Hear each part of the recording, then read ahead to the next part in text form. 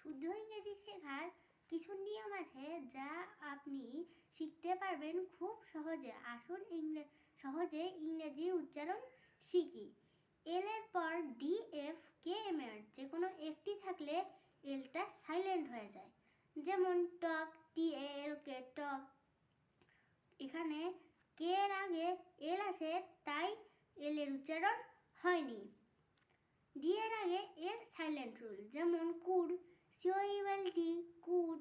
তেমন করে should, would. F এর আগে এল সাইলেন্ট রুল, যেমন হাফ, এইসে এল এফ, হাফ। তেমন করে কাফ, বিহাফ। কে এর আগে এল সাইলেন্ট রুল, যেমন টক, টি এ এল কে, টক। কে এর আগে এল আছে, তাই এল এর উচ্চারণ হয়নি। তেমন করে ওয়াক, চক। এর আগে এল সাইলেন্ট রুল, যেমন palm, P A L M, palm. P এর আগে এম এর আগে এল আছে, তাই এল এর উচ্চারণ হয়নি। তেমন করে বাম,